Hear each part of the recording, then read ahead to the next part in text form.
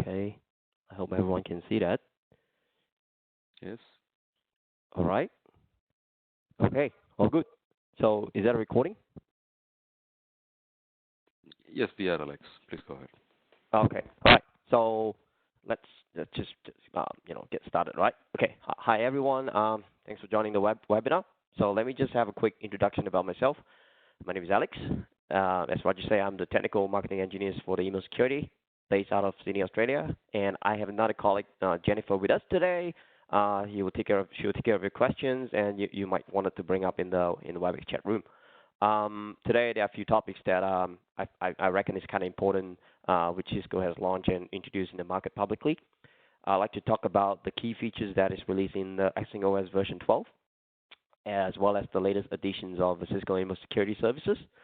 I also like to bring up the single SKUs that going to help you differentiate email security from the other competitors in today's market. And of course, never forget to remind you the usefulness of our threat analyzer tool for Office 365 customers related opportunity. Well, before I start the presentation, I'm putting this up to make note that some of the features intros in it is still under this stage of development. The information provided in the slide is a directional guidance. So the the roadmap is subjected to change, so may be delayed due to unexpected circumstance. So with that, let me go over the agendas for today. So only 4 things that need to cover in the webinar, but there's so many information that I will share to you. So stay with me as long as you can possibly able to do. First of all, I'd like to talk about the key features we will introduce in XingOS version 12.0. Some of the additional products and the services updated along with a quick demonstration, if the time allows, on the features 12 via the Cisco Cloud Email Security portal. I will give you the overview of each new email security service. For some, should be well aware of it by now. I need to emphasize that the new SKUs which we have introduced for email security and advanced malware protections offering that are already able to be found in the global press list. And of course, I'll continue to talk about securing O365 customers, and never forget to remind you about the awesome piece of these tools, the threat analyzers, that will help you to help your O365 customers to find out the threat that the security protections that fail to catch and are now that able to be intruding into the user's mailboxes. So the threat analyzers will basically pick it up and show them that this is how much you have been invaded. And last, I'd like to show you some valuable resources that basically help you to capture the email security business down the road. Okay, so let's have a quick announcement today that at the beginning of this week, Radicati just published a 2018 Security Email Security Gateway quarterly report. So for 3rd times in a row, Cisco has topped the spot. So see the attached graphic showing relative positions of our competitors in the latest report.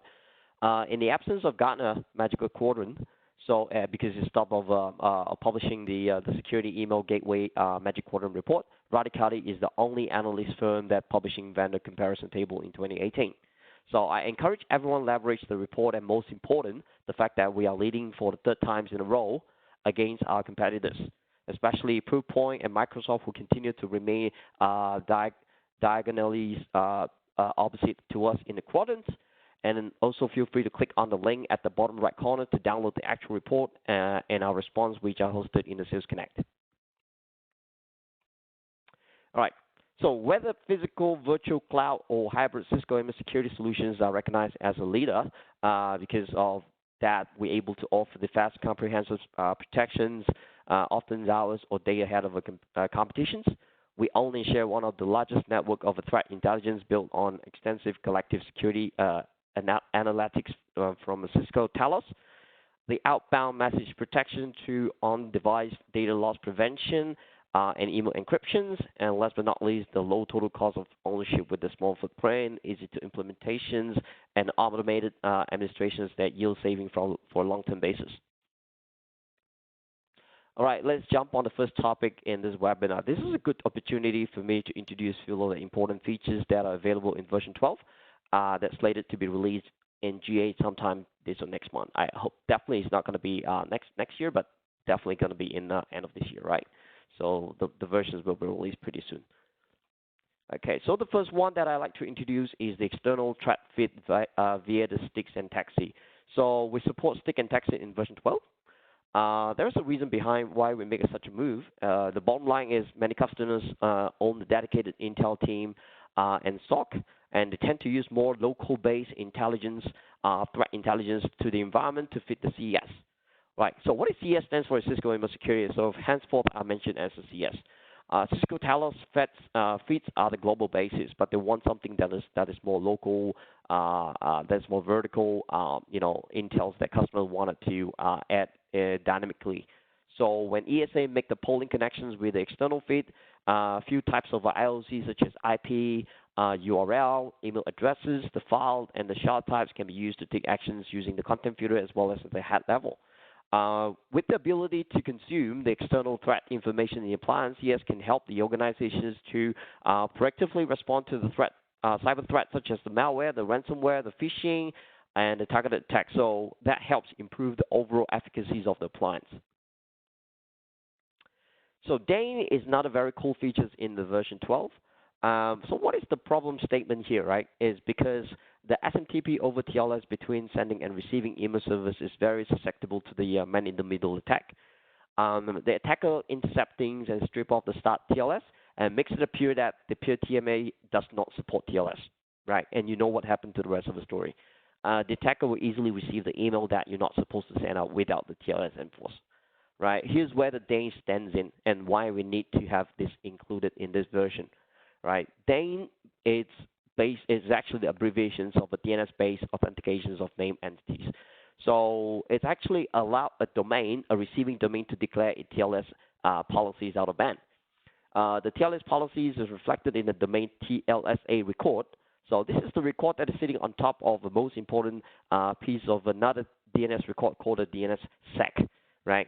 So if the NTA hosted a domain that comes with the secure TLSA record, it shows that the host forces the TLS, first of all, and the contents of the TLSA record maps the certificate using for the TLS by the host. So in summary, the ability to securely send the messages to a valid recipient domain helps your customer to ensure that the business critical and confidential information is delivered to the right recipient, provided the destination domain support Dane. Okay, and of course, as I mentioned, the time allowed, I'll do the demo and show you, where to do the tricks in the CS. Sorry, my bad. Right, so this is another features that I'd like you to check out. Right, it's a very super important features because I'll treat this as a key differentiator as opposed to the other competitors. So we have to admit that the IP-based or the connecting domain-based reputation is not as sufficient as before, right? Because of the multi-tenancies in the cloud as a trend of nowadays. For example, the customers coming from O365 are sharing the same IP address from the same Office 365 facility, right? So also we also need to concern what if the from sending headers is actually abc@cisco.com, but the reply to header turns out to be abc@badguy.com. Which a lot of people doesn't really bother to actually open up the source to look at it, right? So we also have to think outside of the box because in this world, when you talk about information, it's just not about IP. There's so many things we can leverage with by the CS. For example, the SPF information, the DMARC, the DKIM intelligence, all we can basically made up as part of the reputation scores query. So as you can see from the slide, there are 7 types of a reputation verdict that the administrator can use inside the content filter. Actions is kind of similar to the rest of the content filter conditions, such as drop, quarantine, tag lock, delete, you name it. So it's mostly the same. It's just that there is additional type of reputations which you can utilize to determine the actions you want to take on that specific message, right? But what is the difference between the SBS compared to SBRS? Is that the SDR is no longer based on the score number.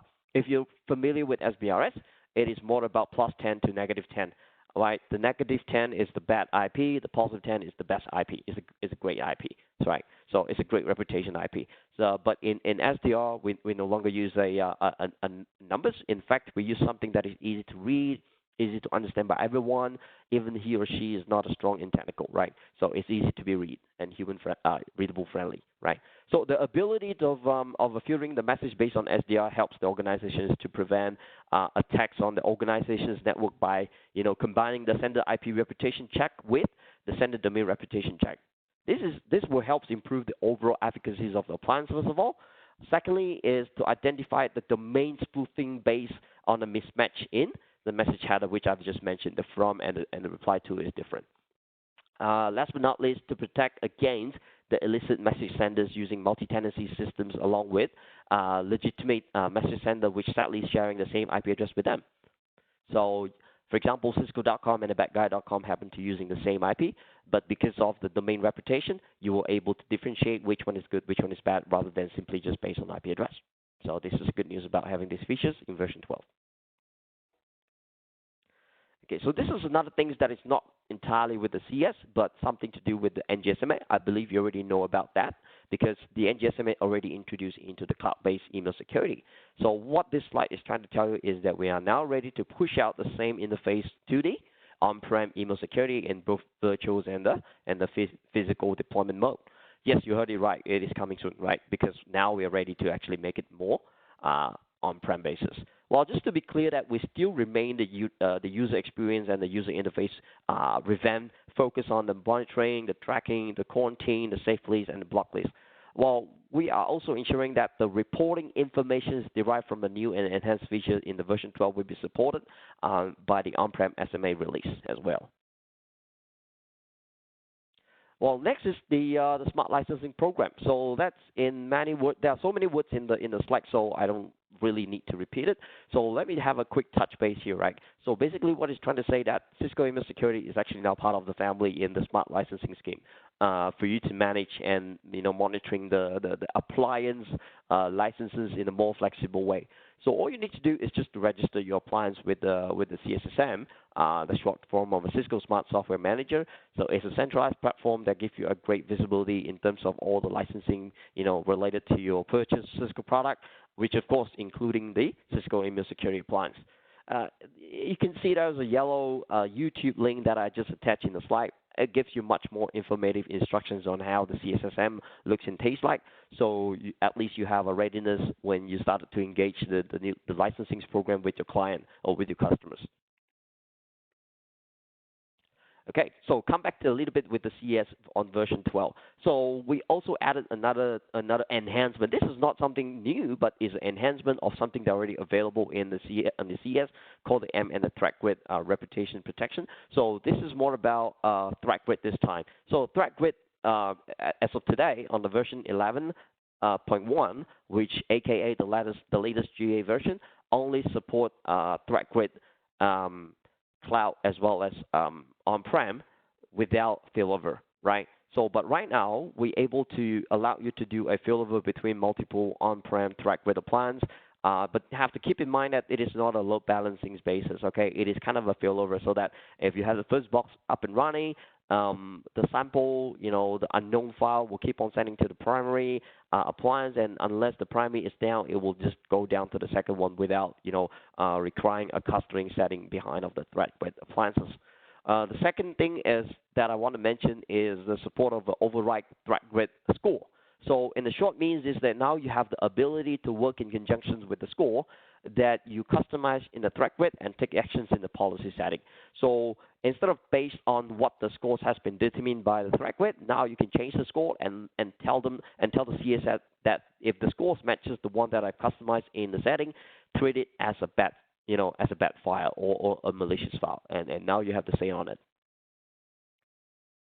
Okay. So one more thing that I want to bring up is the enhanced help. So this is kind of cool. This is more about, it's not entirely the UX improvement, but it's something that is added on top of the CES version 12.0. It's called the Enhanced Help Foundation. So the goal is to put in all the very informative information, so the technical guidance, like how to guide, the best practices, the release note, something that is very educational, right? All in the single source of, destination. So it seems a layover box on top of an existing interface. So, and some of the users, you will definitely love it because it makes you very easy to set up something that is complicated in the CS. You'll fall in love with this feature because the enhanced help foundation will able to assist you to configure the features throughout the configuration flow. And there will be a flow that is step by step to show you how to do it. Definitely, I'll demonstrate in the CS later on. Okay, so this is a huge kind of a overall of a roadmap that it looks like as of today. I'm not going to spend too much of time to explain every single features on it, but I definitely wanted to tell you what this means. Okay, so starting on the January of calendar 18, we already have done so many enhancements as well as the updates on the product. So you can see how deep, I mean, how much we have invested throughout the years, right? So starting on the 11.1, we already have the MUnity with the endpoint, M4 endpoint portal, so that you can have the policy sharing between the CS as well as the M4 endpoint portal. We also increased the amount of M file type supported by the CS as opposed to version 11.0. We also supported the shortened URL handling. That means if something bad hiding behind of the shortened URL, we're able to see that, we're able to capture it, and we're able to do something about that. So this is also something that we have introduced in version 11.1. Same goes to attachment. If there's a bad URL or malicious URL found in the attachment, we're able to get hold of it. If the emails is considered unscannable due to certain reasons because of RC non-compliance or the message header broken, there is an additional custom setting for you to handle this type of email. So for the Quest program, there is not much of a changes except we have provide additional language supported and the SAML plugin. On the March of calendar years 18, we introduced the NGSMA as well as site-to-site VPN for the US. So for those who don't know what a site-to-site VPN means, is that if you have a cloud email security, email securities on the cloud, and you have the requirement of integrating the Active Directory settings or the CIEM, or we call it the incident management platform in your premise, you wanted to do it securely. Well, so site-to-site VPN will allow you to basically connect the CS back to your on-prem AD or the on-prem SIEM with a much more secure and encrypted way via the VPN tunnel. So that is actually has been offered in the US. Okay, and in the June we offered two features called the domain protection and the advanced phishing protection, which I'll deep dive in one of the sections today. So now, this is the main focus. So this is the main focus about what I've just that listed out. So in version 12, we slated to have that released on the end of November 2018, which is this month. So just a quick wrap up. We have a stick and text support, a DANE, SDR, sender domain reputation, M enhancement, threat grid clustering enhancement, NGSMA on-prem, smart licensing. So these are the new enhancement features in version 12. So it comes to the CS program, we have LDAP connectors. So that is mainly for the users, customers that actually have the AD Active Directory set up on the Azure platform. You will have the LDAP connectors that allow you to configure the LDAP connections back to your Azure AD, right? So this is the connectors that are going to be available on the cloud email security. And now, another exciting news is that we have 2 data centers available in APJC, right? And of course, we will start to roll out the site-to-site VPN service to all the data center as well. So comes to CREST program, the encryption program, it's going to be much more fascinated as opposed to January. So we started to include the pull action, the pull encryption support. We're able to support a bigger size of attachment, and we have an enhancement in terms of how we support envelope in the mobile platform. Also, there are 2 more things that I want to bring up is the releases of a CSMP, Secure Management Platform, which I'm going to touch base later on, as well as the CTR, Cisco Threat Response integration with the SMA. Okay, so is there any questions for the feature before I move on to the demo? All right. If there is no questions, I'm just going to quickly do a couple of demos on what I've just introduced in the version 12. Just hang on a second.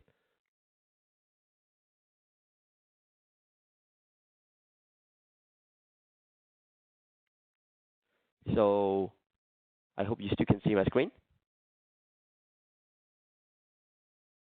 Okay. So this is okay. So let me just make it bigger. Right. So basically, this is the CS on that is owned by the TME. So I quickly logged in.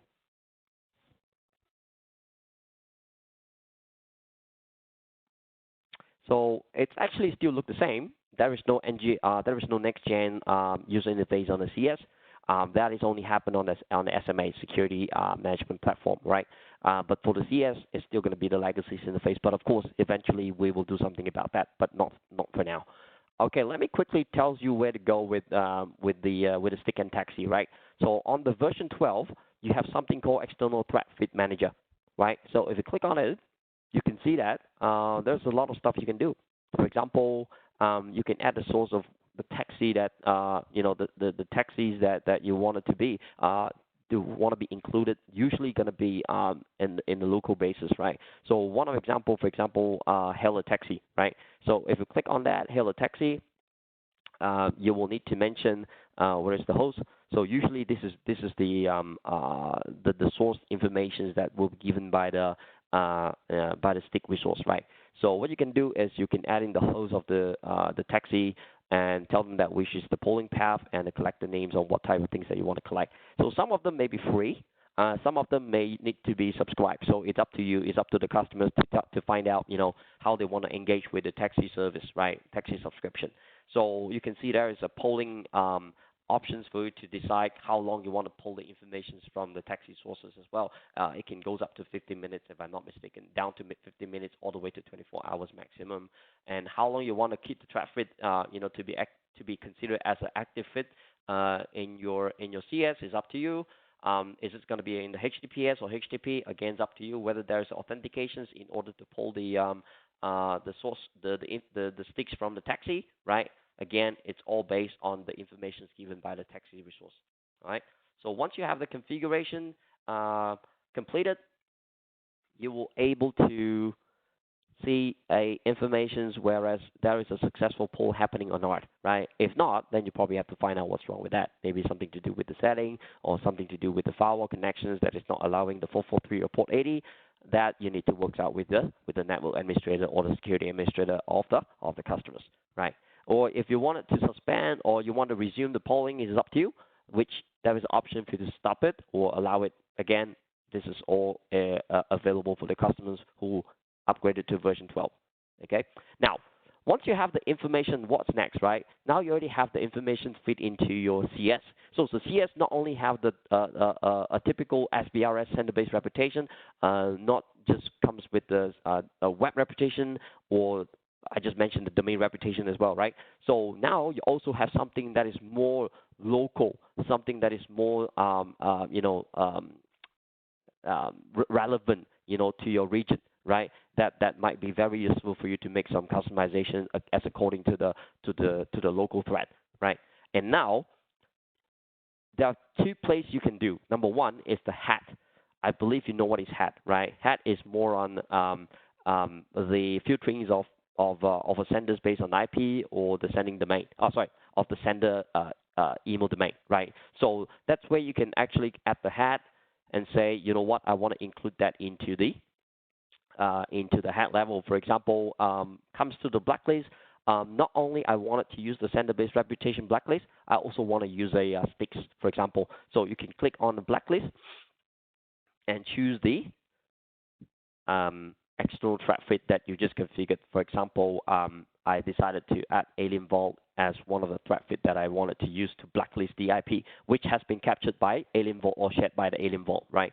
So just save it. That's all, right? That's all you need to do. So from now on, if there is some information that is actually shared by Alien Vault as the active feed in the CS, it will be treated as one of the entry that is matches the blacklist in the hat table, right? I hope it makes sense to you. Okay, so this is one of the way. Second way is the better way, content filter, right? So you can come to the content filter. That's where you're able to add some of the threat feed into it. Okay, let's give you some of the example. For example, the URL. So they already have a couple of things that we created. I can just click in and show you what we did. So for example, you can select the conditions as the URL reputation, right? In here, you can say instead of using the reputation which you normally see, malicious, neutral, and clean, you can choose the external trap feed and say, oh, from now on, because I've been selected the, let's say, Hello Taxi, right, as the one to fit the bad reputation URL. So you can choose the Hello Taxi and just add it, right? And from now on, whatever that is matches the URL that is fed from Hello Taxi, it will be considered as something that is matches the condition. And of course, it's up to you to to determine the actions you want to take based on that match entry. For example, in this case, we just wanted to say URL list match on the ETF. So, or of course, you can do other action. For example, drop it. Right? It's up to you. Okay. So what else we can do, right? With the stick and taxi, there are a lot more, but I don't want to deep dive into it because of the time that we need to watch at, right? So let's have a quick look at what else we can do. For example, we can use that for file hash, right? That means we can use based on the file hash. We can do it based on the domain reputation. We can do it based on the file info, right? So let's check out the file info, yeah? So click on it, right? So that means you can go into a chat file info and say, again, external thread feed, select the one that you wanted to match with the thread feed, right? So if it matches, what else you want to do, right? You can select that as well. And then what else you want to do based on the action, you can do something on that, messages that matches the feed, okay? So if no question, I will let you see the next feature, which is SDR. Okay, so SDR only works. It's called the sender domain reputation. It only works in the reputation. Only works in the content filter. So let's quickly go back to the content filter. It is actually one of the conditions. Okay, if you click on app filter, you will able to see that. Okay, that condition. Here you go. Right. So domain reputation is the new feature as a condition in the content filter. So this is the only place you will able to find it. All right, it's not in the hat. Don't forget, hat is just based on the IP, the sending IP or the sending host name. Right, it is not domain. So if you wanted to make sure that the IP is not blocking the good domain, you probably have to come to here and let the domain reputation to decide what to do. Right. So this is something that you can do. For example, if it's tainted, poor, and awful, you can click OK, and then you can choose the action you want to do. Okay, you can say I want to block it, right? I want to drop it. You can do that, or based on the age, because sometimes, usually the ransomware they are based on a newly seen domain, right? They quickly create something new and they just vanish, right? So in order to make sure the domain is stable and is reputable, you probably need to say if the domain age is less than 1 day, right? You probably have to watch out, right? Because if something has been created in just a day, right, and then it just vanished tomorrow, it's something fishy. It just smells fishy, right? That means the domain is something wrong. Then you probably have to watch out. Again, you can tag it. You can do something about that, okay? And of course, the reputation's unscannable. What else you want to do? If the domain doesn't have a reputation, come back. So what you want to do, right? Last but not least, external traffic. Once again, you can use the traffic to actually decide what type of domain reputations is going to match with the stick feed that you get it from a taxi resource, right? And that can be selected based on what type of headers you want to check on. Remember, if I told you before, a lot of people don't look into reply to because the from is the only one that is displayed on the Outlook client. Is not the reply to unless you go into the source and find it out, right? So it's up to you to decide and say, oh, I want to look into reply to. Who knows? In the reply to, you might have a bad reputation that domain that is inserted in the reply to, for example, abc@badguy.com, right? So that will able to get you to pinch out the bad guys from reply to before the users click the reply. Because what happened is that the user received from, let's say, alex@cisco.com as a from, but if they click reply to, they might reply to alex@badguy.com. So the critical information might have just gone to the bad guy, right? Because of that, you're able to nail it, pull it out, and show it in front of users, right? Or you can quarantine it so that the users are aware of something bad or something wrong with this email.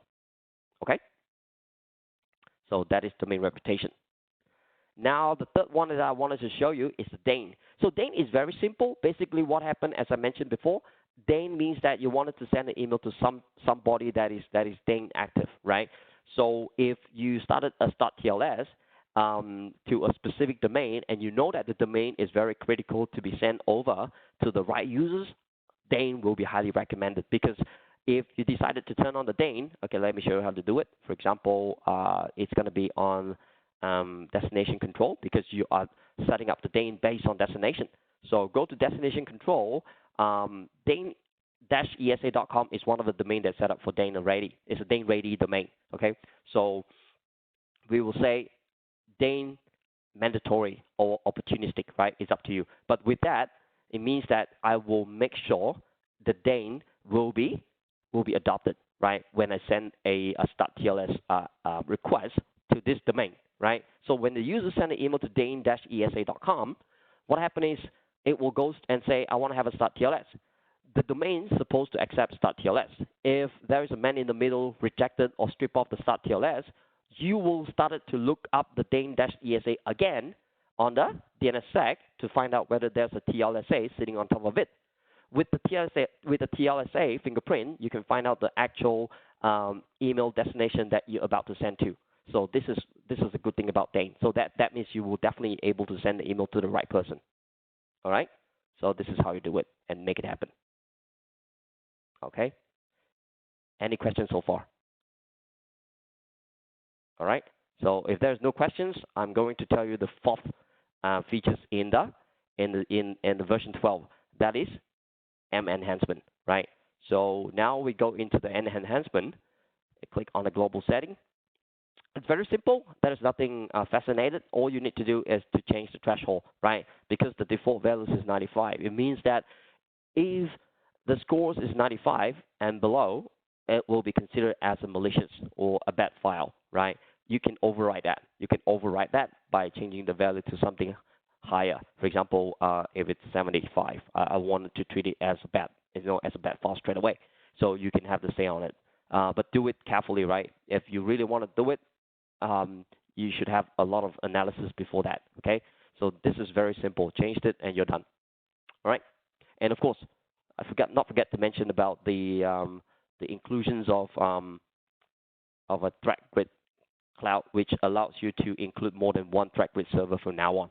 Because before version 12, you only can add one server, but right now you can add more than, I think, up to 6 or 7, right, of a threat grid appliance into single CS. So if you have the first one, timeout, you can actually go to the second one, the third, the fourth, the fifth as a failover, right? So this is something new in the version 12 as well. Okay.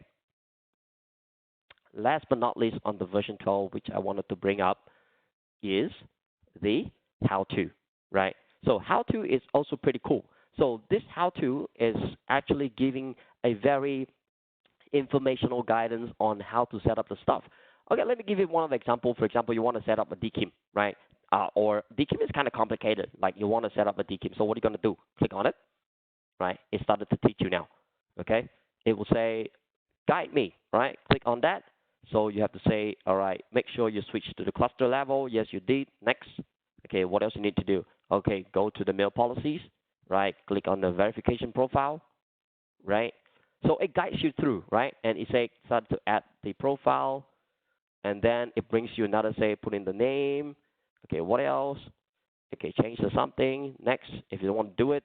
Okay, what else? Next. See that? It gives you a lot of information about what you need to do, right? And of course, you can skip it if you don't want to do anything, right? You can click next and next and next, and it will give you the guidance all the way to the end until you commit the changes. So this is what the how to enhance help foundation is able to, to make your life a lot easier, especially for the client who use the CS for the first time. Okay? All right. Any question? No? All right. So let's get back to the presentation and move on.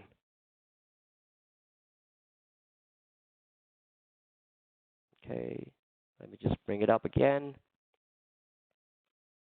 Okay, so this is another topic that I wanted to mention is there is nothing to do with the version 12. It's also another things that we have committed in the roadmap, and it's going to coming soon as well.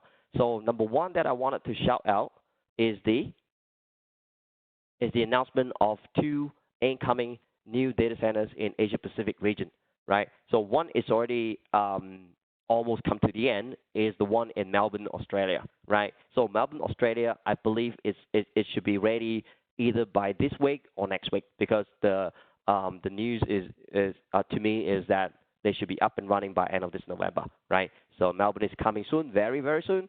The next thing is going to be in Tokyo, Japan, right? So the strategy for the Asia Pacific is to use the local provider, so to satisfy the data access and sovereignty requirement in specific regions, especially like Australia and Singapore, right? So they wanted to have something that is in Asia Pacific or even in own country, right? So that will help them to fulfill the requirements or some kind of a compliance requirement.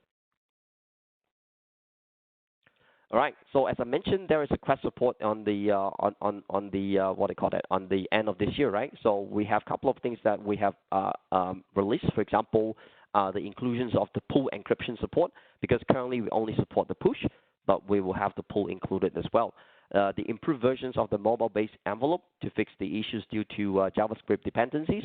There is a couple of the defect or the service request has been opened up due to these issues, but we decided to actually make some enhancement on it so that we will able to replicate the case for good, right?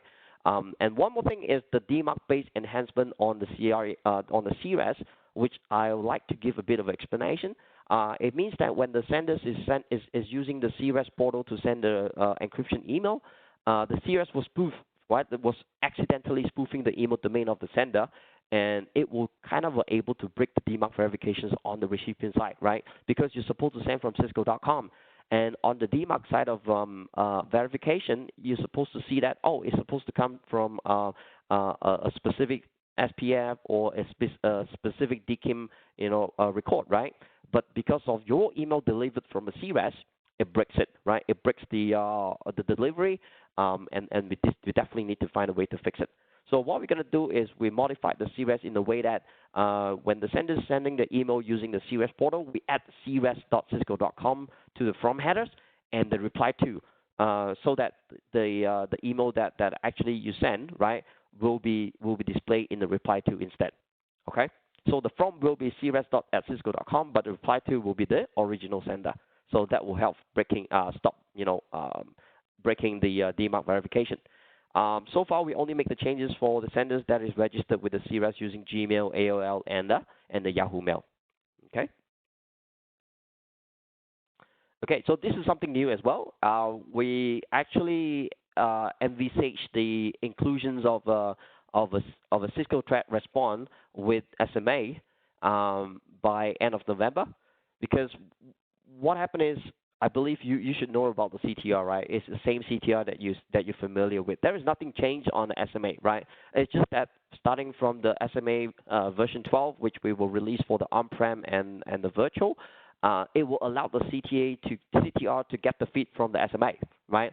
So that they have better visibilities of the details of the files and the URL pertaining to the mail flow, right? So in other words, the CTR able to provide the users or the customers the ability to correlate a global threat telemetries with the local data from multiple resources. One of them is the Cisco email security. This is something that I just wanted to bring up is because, as I mentioned just now, CTR by end of November able to get the feed from the SMA, right? There is no much changes on the CS on the SMA per se, but on December or early next year, we will allow another way, right? So from the SMA, you will able to pivot yourself to the CTR, right? And from the SMA, you can actually go and find out the information that you want to check specifically on the CTR. So the SMA will have a link for you to click on, pivot to the CTR. You can quickly investigate the things that is related to the one that you are interested from the SMA tracking information.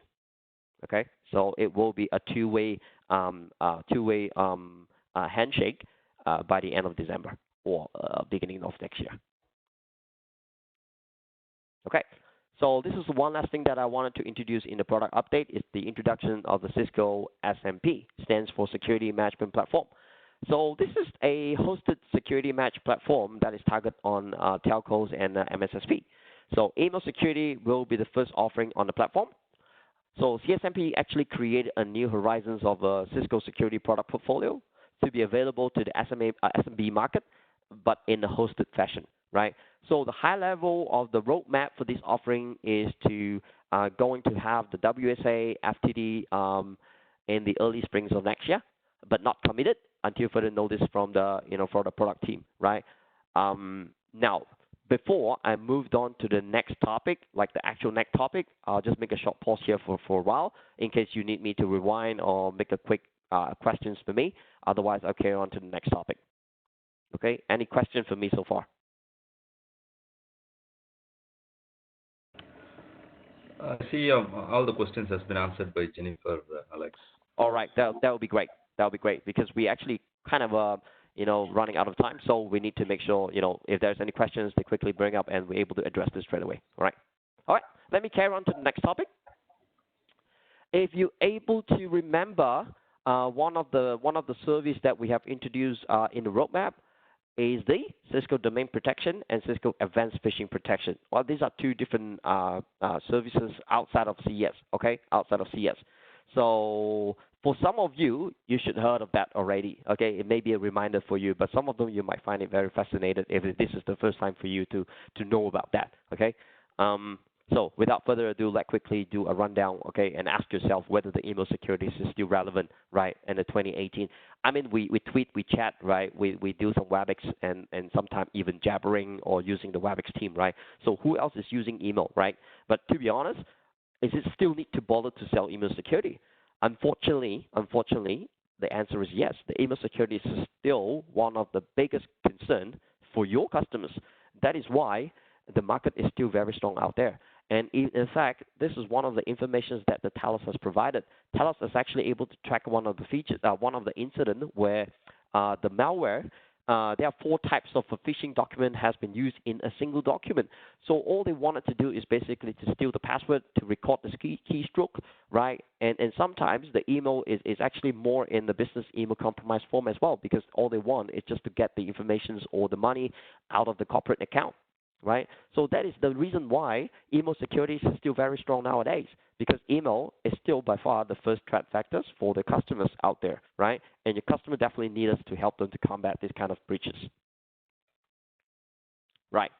Now, things is not that easy, right? It doesn't just stop like that. Okay, phishing, ransomware, that is kind of straightforward, although they are very dangerous and scary, but tough luck, right? The bad actors, the bad guy out there, they are more innovative than us, right? They keep on have a lot of the innovative ideas in terms of how they want to trick you, how they want to breach you, create a lot of breaches in order to get those information from you or money from you, right? So now what happened is the attack has actually continuously evolved from a content-based deception into identity impersonation, right?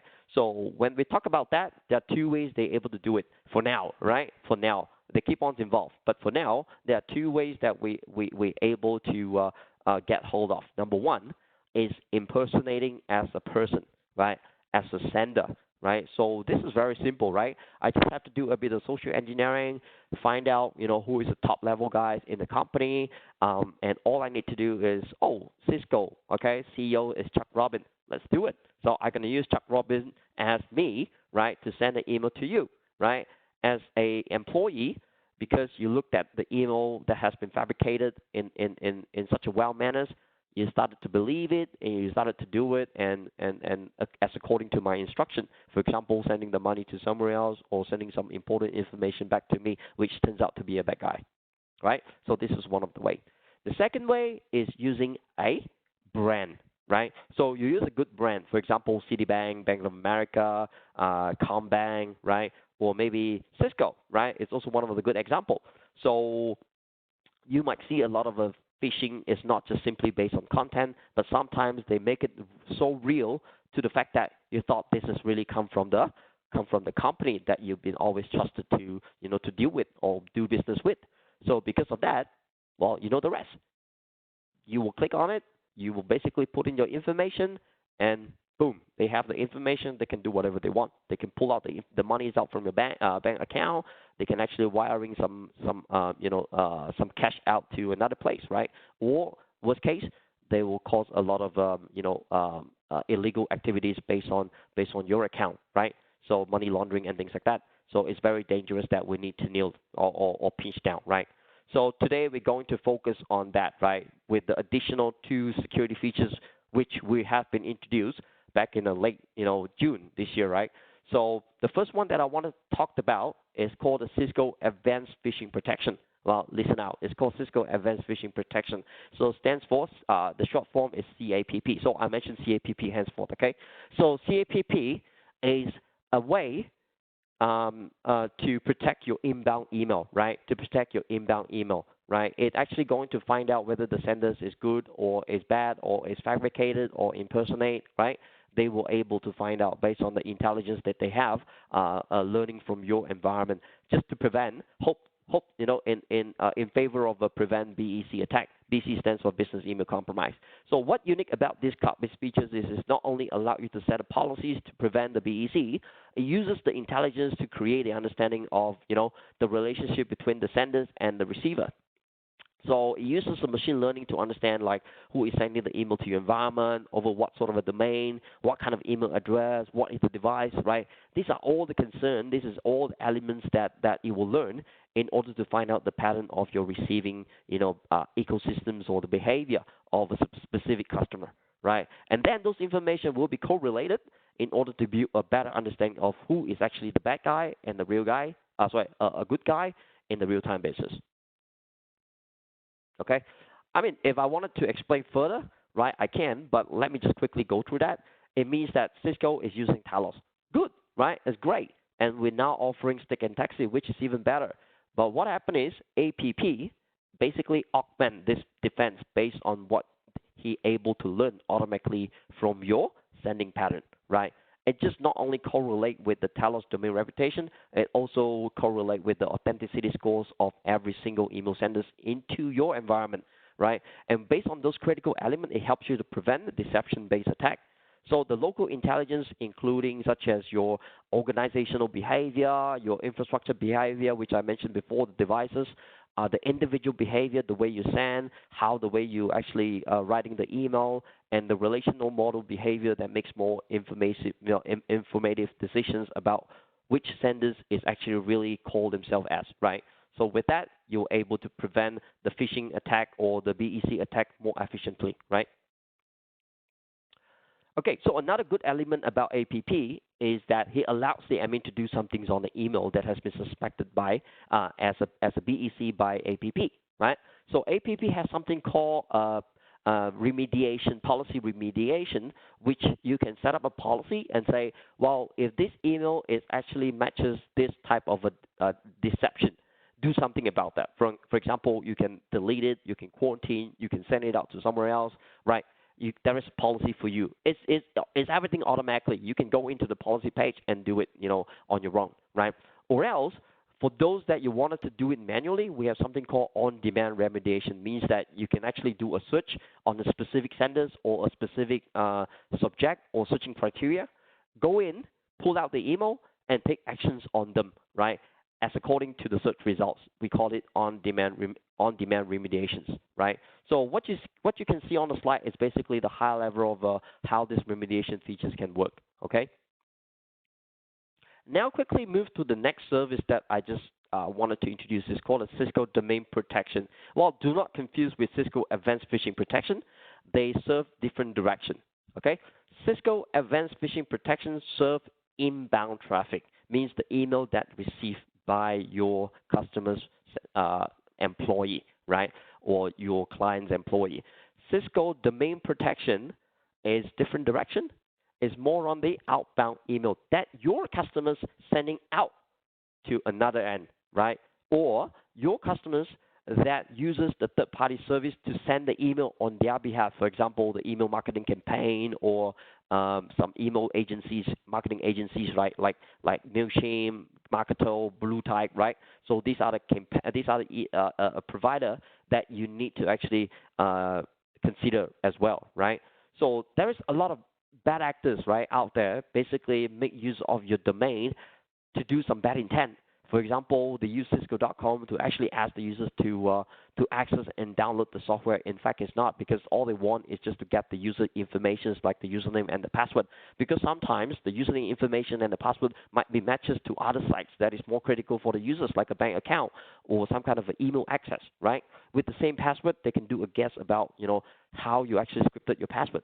So with those reputable domain email, right, you were able to cheat on the receivers a lot easier, rather than doing the phishing based on content, right? So how we can actually make sure this is not happening, right? We have something called Cisco Domain Protection, as I just mentioned. So what it really do is it makes use of a service called DMARC. Okay, I'm not sure if you heard of that. DMARC stands for Domain-Based Message Authentications, Reporting, and Confirmance. So it is an email authentication standard. So once you have the senders setting up a DMARC in the DNS, well, there is a real-time report that you can request the receiver to send back to you. From the report, you can actually go in and find out how the sending behavior looks like, how many emails that has been sent out as considered as legit, and how many send out the email that is considered non-compliance to your DMARC record, right? And Cisco Domain Protection gives you the full visibility about what is happening out there, right? The entire sending ecosystems, right? In case you're not aware of, I'll tell you one thing: DMARC has been mandated by the Department of Homeland Security, and it has been adopted by a lot of well-known companies, especially in the finance and healthcare sector. So for those that is dealing with the bank, dealing with the public sectors, right, DMARC is definitely something that they'll need to look at, right, because it is a standard now in a lot of first world country, right, like U.S., Australia, and EMEA. Okay, so this is also one of the quick slides that we pull out from a CDP, right? So you can see that CDP gives you a visibility in terms of which third parties senders that is helping you to send the email in day-by-day basis, right? So from here, you can quickly realize, oh, Cisco.com actually sending email not only by using own email server, but Google, MailChimp, Marketos, or the Salesforce is actually sending the email using Cisco.com. Why is that, right? What is that? Is it because the marketing team is giving the authority, or because the procurement team is actually outsourcing some of the things to the third-party email sender? You don't know, right? So because of that, as an email security administrator, you have a full visibility and to find out why, right? So you can even get the sample of the email to find out whether the email is actually legit or not, and you can always refer back to your company's department to find out whether this should supposed to be treated as a genuine third-party senders or not, right? If yes, you can whitelist them. If not, you know what to do. You can blacklist them and then change the DMARC record. Boom. So those bad senders will be dropped in the future by the receivers who enforce the DMARC verification. Simple as it is. All right. So I know lots of you actually have experience of these two services already, right? And I'm sorry about that, because due to the limited time given and the scope of coverage for this webinar, I'm going to bypass the demo. But don't worry. Go to dcloud.cisco.com, which is publicly available to all the partners and in Cisco internals. Go in and look for these keywords, right? You will able to go in and look at how these things looks like, because we have a consistent amount of synthetic data that has been injected into this dcloud instances. So you will able to see and feel how the reporting and the feature actually can do from there. Okay, so don't worry, just go in. You will have all the information, and you can download. There is a guide for you to teach you how to go through every single features and how you do the demonstration in front of our customers based on that document guidance. Okay, so this is another topic that I wanted to cover. Let's quickly move on. Long story short, Cisco has introduced a new bundle that is very excited, not only for myself, not only for internal, but also the customers. Trust me, they'll love it. Okay, simple way to describe it is it's a new bundle. The new bundle that basically combines the email security functionalities with the inclusions of the AMP, Advanced Mail Protection, and the threat width, which is the sandbox analysis, and various amount of sample pack volume, which I'll bring up later on. Most important is already available in the GPL. Go in and get them. Okay? So this is a quick, simple, and before and after kind of a comparison table, right? So look at the left side. You can see back then it's very struggling. A lot of people mention, oh, you know what? If we wanted to sell the full complete set of features to the customers, we have to go in and search for the Cisco email security, and then we have to search for the AMP, we have to search for the threat grid, blah blah blah, right? So that is so complicated, and a lot of people need to find out the right SKU and need to insert the right amount of seats into every single SKU just to sell it, right?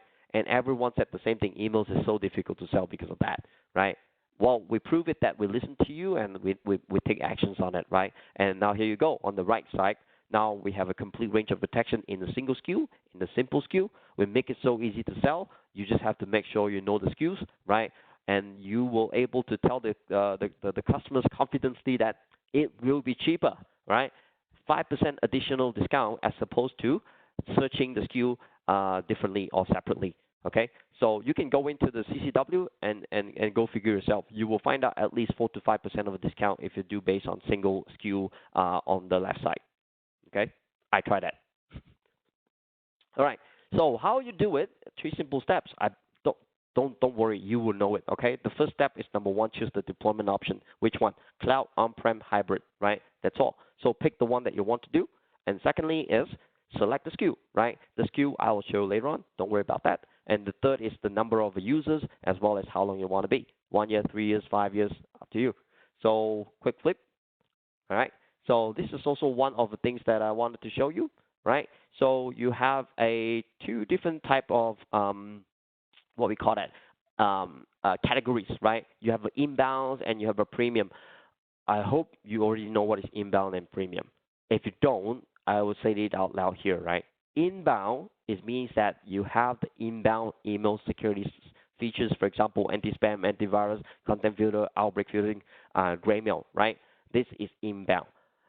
Premium means that you not only have the inbound, you also have the outbound. For example, DLP and encryption. So it depends on what your customers really want, right? If they wanted to have the inbound only, there is no concern about encryption, there's no concern about the DLP, it's fine. Then inbound will be fine. So for those who wanted to have all the features, premium will be your pick, right? And now, once you know which categories they wanted to go with, you just have to look into the SKUs that is listed above on the screen, right? And picks out which band they belongs to, right? So they can be 1,000 users, 5,000 users, depends on the number of users. You pick the right band, okay? With this SKU, it's automatically included the MN threat grid subscription. So there is no need of you to look for M reputation and subscriptions, from a different SKU. You can skip that. This will cover that nicely, okay? As well as the number of the file that will be allowed to be uploaded per day, right, to the threat grid based on the band, okay? Same thing to the on-prem, same concept, right? For the on-prem, it's just that instead of calling CESI, it turns out to be ESAI, right? So make sure you see the right SKU, okay, based on the deployment option. Same goes to hybrid, right? Same goes to hybrid. Make sure you pick the right one, ESAI, right, and look for hybrid ESAI, right? So for those who don't know what is hybrid, hybrid means that the customers is still not ready to 100% migrating from on-prem to cloud, or they're hanging in the limbo. It is not going to happen in months but years, right? So for that reason, hybrid will be the pick for them because it's a lot easy for them to to decide how many seats they wanted to include. Otherwise, you will need to have a ESAI for a certain amount of users. You will have a CESI for a certain amount of users. That is very complicated, right? So make a hybrid, makes your life easy. So the highlight here is, if you use this, make sure the PID product ID, right, is equal. In terms of the terms, you need to make sure the terms is equal. From what date to what date, 1 year, 2 years, 3 years must be the same. And make sure the start and the end date must be the same as well. Okay, so just bear in mind that before I wrap up the topics, right? Just bear in mind that we wanted to have a vision that make this single SKU as a default bundle moving forward to all the new customers as well as the renewal customers, right? So for those renew coming soon, please recommend them to look into these SKUs moving forward. Okay, so make sure they start to look into it and extract them. Okay. So the thread grid is the final part that I just want to mention, as I just brought up, right? So different band, different number of upload size, right? So instead of a 200 basis, for those that is more than 10K, they automatically have 2,000 file upload to the thread grid. So same goes to those that is bigger than 50K, right? So they have 6,000 of file upload. So this will be something that they need to look at. Well, if the customers wanted to have a full-blown thread grid cloud access, right? Like for example, they wanted to have a thread grid Peninsula access to the portal and checks out the systems and checks out the file analysis. Well, it's still not as part of the new SKUs, so they still need to be ordered separately, right? For the thread grid full cloud subscription. If they found that, let's say for example, 200 is not enough, they want to have additional sample to be uploaded. These will be additional sample pack SKUs that they need to add on as well. Okay. Hope this does make sense to you. Now, what these news bundles really helps you when compared to Proofpoint and Microsoft, right? So let's start with Proofpoint. Proofpoint have two things, right? They have two things that is able to make a feature parity with our SKU. One is called a TAP, one is called a trap. So what is TAP is means target attack protection, stands for AMP for us, right? Trap is called trap response auto pull. That is actually the features that we call MAR, mailbox auto remediation. What good news for you is if they wanted to have these two features, they need to be additional costs added into it. Well, but for us, one SKU have everything. So it's going to be easy for you to talk about that, right? Okay, now comes to Microsoft, right? For the Microsoft, O365 provide E3 as an entry level. You know that, right? But it's not enough because customer knew that, and they need to either upgrade the subscriptions to E5 and add the ATP for the better security protection, right? So for the customers pursue the E5 or ATP on top of E3, our new SKU will be a lot more cost effective to the customers. Okay, so this is something that you can bring up. Right. So what type of questions or what type of content that you should mingle with the customers, especially for those who not actually bought AMP before, right, and yet up to renewal, or for those who actually you definitely wanted to get the attention to see the value of the M, because the SKUs comes with M, right? So you need to make sure they seize the value of M. Okay. Now, so what you have here, right, is a list of key questions that you or your partner can ask to break the barrier, right? So some of the questions listed down here that I don't want to repeat, right? I don't care what kind of question it's going to be, regardless the answers it will be. It's only serve one purpose, right? The purpose is to make the customer understand that they're better off buy or consider the new SKU because that will mix more value to the expenditures on the email security protection. That's it, okay? Because with the M, the price could be a lot cheaper and give them better security protections down the road. So what is the mission here, right? The mission is to make the single SKU as a default bundle for Cisco email security moving forward. All right? Okay, I got to put a stop here again before I move on to the final topic. Okay? Nope. Right. Right. So I'd like to say thank you to all of you that stays with us so far, right, and spend the time listening to the webinar so far. It won't be long, okay? I promise you it won't be long. I'll now quickly switch gear to and focus on securing O365. As you can see from the slide, it is a 20, hold on a sec. Okay, it is actually a 20 billion market, okay, for Microsoft, right? This information is not came out from myself, but publicly in the October earning call last year, right? The opportunity is massive out there, okay? So O365 has become a standard productivity platform, no doubt, right? Because moving to O365, it just makes sense. It just makes sense because cheaper, and the company that is fewer than 1,000 users, they just better off move to O365 because it saves them up to 24% on average, right? So not only just cost effective, but they can access to the great productivities and the collaboration platform. Well, you have to basically give that credit to them, right? It's easy to create, to share, and store the information, and simply adjust and upgrade the subscriptions. Very effective, very efficient, right? And most important, O365 provide a basic email security called Exchange Online Protection. It's kind of a good deal, right? But what's the catch here, right? But what is the catch here? The catch is Microsoft always mentioned, well, we have a very powerful productivity platform, but the security is never strong, okay? The security never be strong, especially comes with email security. That is why Gartner mentioned as they estimated 50% of the O365 will rely on the third-party security tools by 2021, right? And estimated up to 15% on 2016 alone, right? So in other words, more and more customers that is migrated to the O365, there will be more opportunity for the third-party security vendors to go out there and help them secure the email security. That's you. Okay? So in summary, what Cisco can do for them, right? So there are three parts we can see from here. Number one, we have Cisco Talos, right? Because our network is one of the biggest in the world, and this is basically the fundamental of the Cisco email security. We're able to correlate millions of data from the best intelligence feed available, and from all kinds of points in the attack queue chain. So the breadth and the depth of the data means that Talos can stop more threat before they reach out to the customers. So this is the one take. The second take is that Cisco email security comes with the URL-based protection, right? So such as this kind of a risky link that is available in the content-based deceptions, we're able to get hold of them, drop the message, or even rewrite or even replace the hyperlink, right? Because don't forget, again, Talos, that makes us have a better web security intelligence, and Cisco email security can drop the email automatically before he reaches out to the user's inbox. Well, consequently, we have stopped the URL-based threat faster.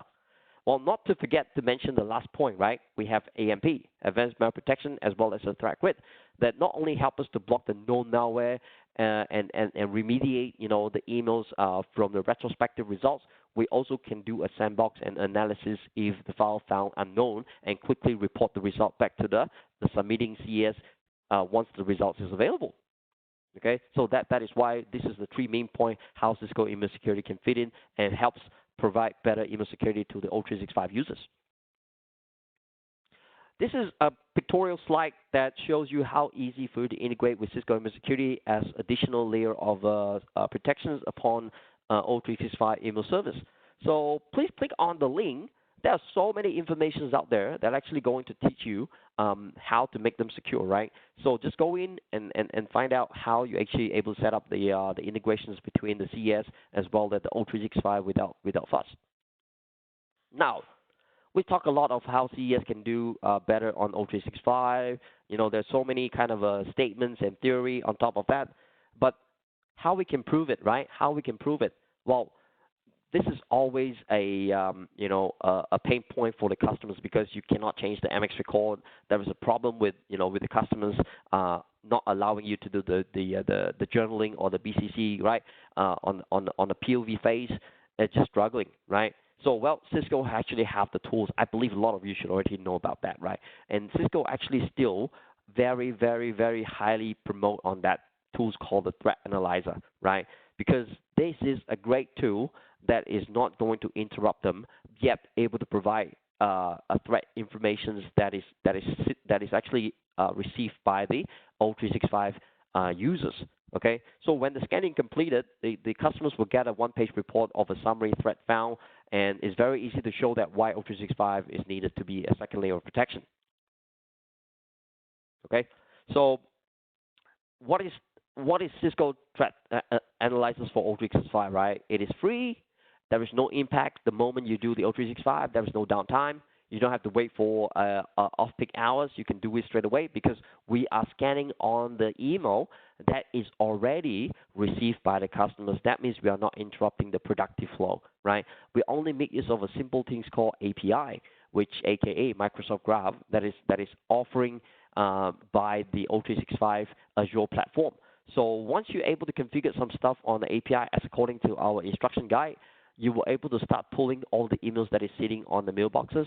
And then after a while later, you can showcase that, wow, have a look at that, right? This number of spam, gray mail, viral attachment, malware, or the URL that has been captured by the CS via the email that we have downloaded from the customers' mailboxes, right? So this is very simple, okay? Once again, there's so many information and the collaterals out there pertaining to the Cisco threat analyzers. So please go into the Sales Connect, go to the Deep Cloud, right? You have tons of it out there, right? So one of the recommended is by myself is Deep Cloud Lab, right? Visit Deep Cloud, search for Cisco threat analyzers for Office 365.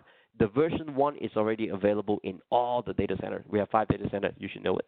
So we have all of it in there. We're actually doing a stress test on the version 2 now. So the TME and the PM team are doing a stress test actively on the version 2 that will provide more options in terms of how you do the scanning, as well as make the reporting interface more appealing. Okay, and trust me, pretty soon, because now we are doing stress tests. So it shouldn't be long to be released in the D cloud as well. All right. So finally, we comes to wraps up section. Okay. So the wraps up section, as I mentioned, we have heaps of resources that helps you to better driving your potential deal into success a lot quicker and easier. So feel free to click on every one of those links and download the content, which is not limited to your the new security services that I just mentioned, the domain protection and the advanced phishing protection, heaps of them. You have O365 Sales Play. You have the step-by-step guides of the threat analyzers on how to do it, not only just the document, but the video as well. A complete step of, all kinds of the BDM and the TDM, as well as the Gartner report, you will able to get there. Sorry, not the Gartner, Radicati report, you can get there as well. Not only that, you have a lot of videos, technical collaterals, competitive analyses in the Sales Connect. So very resourceful. I encourage you to go into Sales Connect, pay a visit if not yet, okay? Okay, so the to call action, right? To call action for you today. Number one, identify the Cisco email security customers that you can upsell them with the 2 new services that I just mentioned, right? The APP and the CDP, right? This is a very good traction and excitement about this service because you know that it's going to complement the customers that is using the CES right now. So I highly recommend you to go out and start talking about that to your customers. The second call that I have for you today is O365 customers. Once again, tell them that what we can do for them if they still stuck with E3, right? Or they attempt to go to E5, which is a lot expensive. Talk to them. If they don't know what to do, if you don't know what to do in order to persuade them, use a threat analyzers, because that will help you to prove and showcase the better strength of Cisco email security as opposed to the basic E3, aka the EOP, right? The third call today is the new and the cool features that I just mentioned in version 12, as well as the additional features that I just mentioned, right? So you actually give the customers a sense that, wow, Cisco is really continually invest a lot into Cisco email security, right? So they never stop improving themselves, they never stop innovating and get themselves better in terms of securing the email traffic for them, right? Please share them, widely and show them the releases of the gadgets that is going to coming soon in the version 12. Okay, and of course, don't forget about starting to using the single SKU for all the renewal or the new orders coming forward. Okay, it's cheaper, easier to manage to both Cisco and customer in the long term. It's definitely a win-win situation for all of you. Okay, so with that, I hope you found the webinars useful. And thanks for joining, and feel free to reach out for us with questions. Thank you, Alex. Hey, Jennifer, is there anything that you want Alex to address from the Q&A? I don't see any new questions. I think most of them answered. Cool. All right. Okay. Thank you, Alex. And thanks again, everyone, for attending today's session. The slide deck and the recording will be available in Sales Connect, and the links will be shared to you via email within a week's time. Just a quick reminder, once you end the session, a short survey will automatically pop up on your screen. We appreciate if you could spare a minute and fill out the short survey to let us know about your experience. Thanks again, and have a good day ahead. Bye, everyone.